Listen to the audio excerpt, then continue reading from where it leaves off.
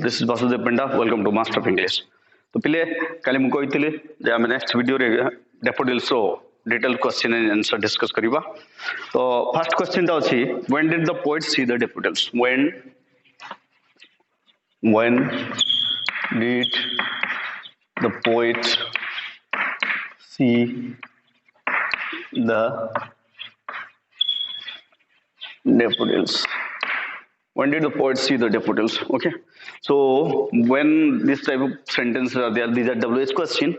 You have to remember this is WH word, this is auxiliary, and this is the subject, and this is the other thing. So you have to write with the subject, the poet. Then because the question is in past tense, you have to write the V2 form of the verb saw the daffodils while he was wandering like lonely cloud high over bells and hills. So the poet saw the daffodils while he was wandering like clouds, wandering, lonely like cloud, wandering, lonely like clouds, high over hills, wells and hills. Okay, this is the structure. So you have to remember this structure when WH words are there. When did the poet? That means you have to write the poet saw the daffodils or omit the WH words. The next question is,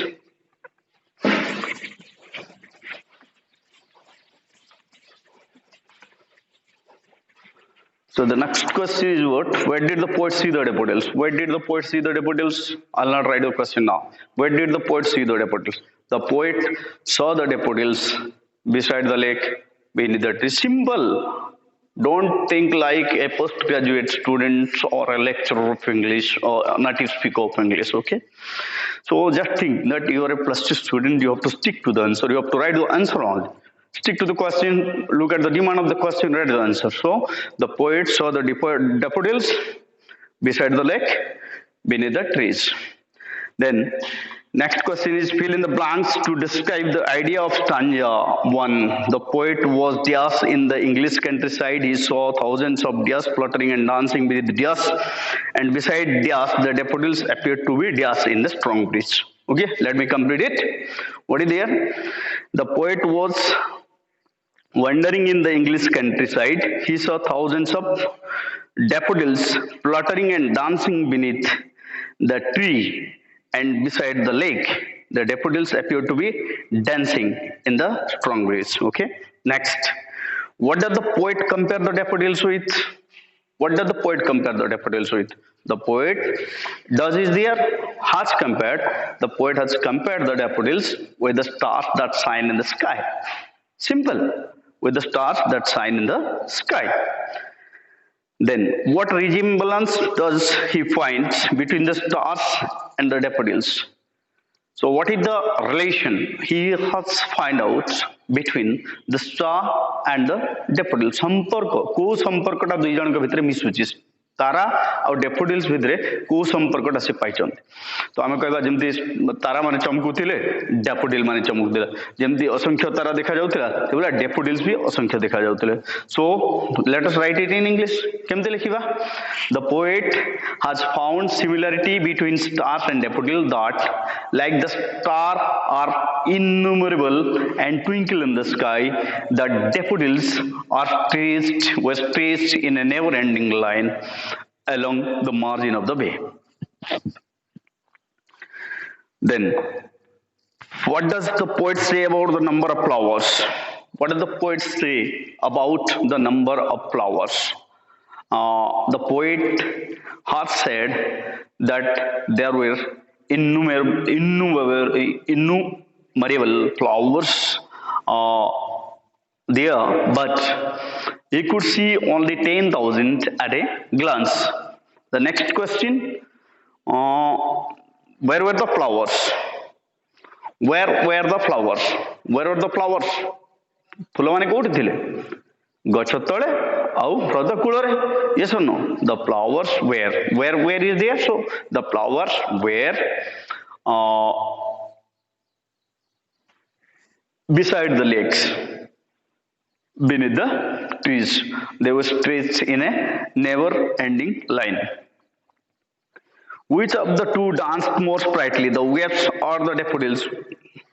Which of the two?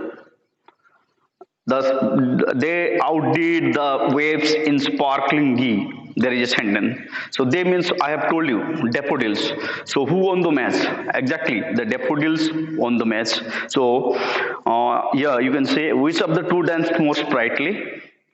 The daffodils danced more sprightly. How does the poet feel while looking at the daffodils? What are the feelings? What are the feelings inside the poet William Wordsworth while he was watching the daffodils? What are the feelings? He was very happy. He was very happy while he was watching daffodils, and even if he has compared that he doesn't require more wealth to be happy like that, whatever happiness brought that scenery to him. So what happens to the poet when he lies on his couch? What happens to the poet when he lies on his couch? ଯେତେବେଳେ ସେ bed ଉପରେ ଶୋଇଥାନ୍ତି କ'ଣ ହୁଏ ତାଙ୍କର? The scenery of the daffodils flash upon his mind stop. While the poet lies in his couch, at the time, the scenery of the daffodils that flash upon in his mind stop. Okay, next. Mention the two moods of the poet. Very simple. Mention the two moods of the poet: pensive mood and vacant mood. So two moods of the poet are pensive mood and vacant mood. What does the poet feel when he remembers the sight of the daffodils? What does the poet feel when he remembers the sight of the daffodils? Okay, remember that stanza. And then my heart with pleasure fills and dances with the daffodils. So whenever he just remembers that scenery of daffodils, he start dancing. His heart start dancing with the memory of the daffodils, with the daffodils. Next. So do we find rhyme scheme in the poem? The rhyming scheme of the stanza is a cloud, okay. Hills and daffodils, ending with rhyming couplet CC, trees and days. Is the rhyme scheme similar in other three stanzas, or do we find it? No. Same rhyme scheme is there, AB, and CC. Same rhyme scheme is there. Then how many times is the word dance repeated in this poem? 4 times, I think so. Yeah, you have to count and write 4 times. In which line does it show the happiness and liveliness of the flowers? Okay. So happiness and liveliness of the flower. So in which line it is mentioned? The waves beside them danced, but they outdid the sparkling waves in glee. These are the lines. Okay. Here it is there. Then how many times is the word dance repeated in this poem? Okay, it is complete. In which lines does it create a sense of harmonious relationship between the daffodils and the waves? The daffodils and the waves, where it is mentioned. So between who and whom we have to see? Daffodils and the waves. The waves beside them danced, but they outdid the sparkling waves in glee. A poet could not but be gay in such a jocund company. It is in the line number 13 and 14. 13 and 14. In which line does the harmonious relationship include the poet himself? Poet himself. I gazed and gazed, but a little thought what wealth the soul to me had brought. A poet could not but be gay. A poet could not but be gay. Line number 15.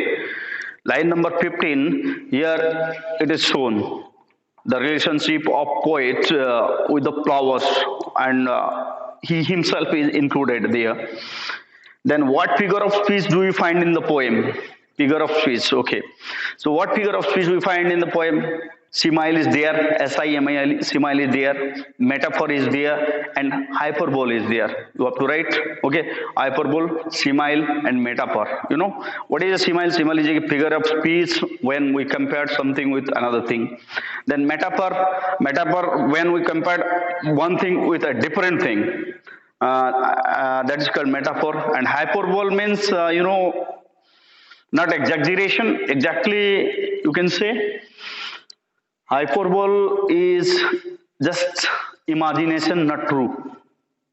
Imagination, not true, not exaggeration. Did you get my point? So these three things are there.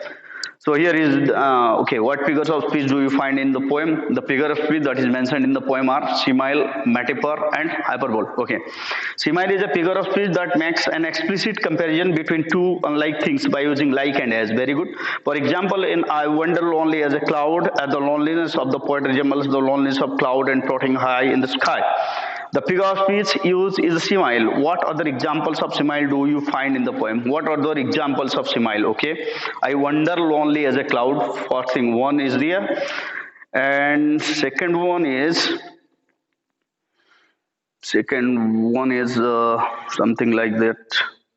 Yes, at the star that shine. Continuous at the stars that shine. Okay, these are the similes, two similes. Here we have the poet has used as. Okay, as व्यवहार करके आउ like व्यवहार करके सिमिलटा लिखा जाए तो दुईटा simile अच्छी तमे निजे you can see it in the poem. Metaphor is a figure of speech that makes an implicit comparison between two unlike things in what wealth the soul to me had brought. The poet imagines the happiness brought to him by the beautiful scene of the flowers as wealth. Does he use a metaphor here? Yeah? I have told you what is a metaphor. Metaphor is a figure of speech when we compare one thing with a different thing. At that time, metaphor is used. In comparison, simile is used with as and like. When we use as and like to compare something with another thing at that time, that's called simile. So yes, it is a metaphor. Here, metaphor is used. 10,000 saw I at a glance. Is it an exaggeration? Will you call it a hyperbola? No, it is not exaggeration. It is hyperbola. What figure of speech does the poet use in this stretched in never-ending line? This stretched in never-ending line. This is a hyperbola. This is a hyperbola. Exactly, this is a hyperbola. Okay, so I think the video will be, much longer if I'll go to all the text-based questions, that means probable questions. So, if you have any queries, any doubt related to any question, and you are finding any question that you are not able to answer, please comment me in the message box, and I'll reply you one by one. Okay, bye bye, and tell me that in the next video, what do you want to learn, whether passive voice or sum of life. You have to choose one, and please just give me a comment and I'll go for the next text. Bye bye. See you tomorrow at 7:15.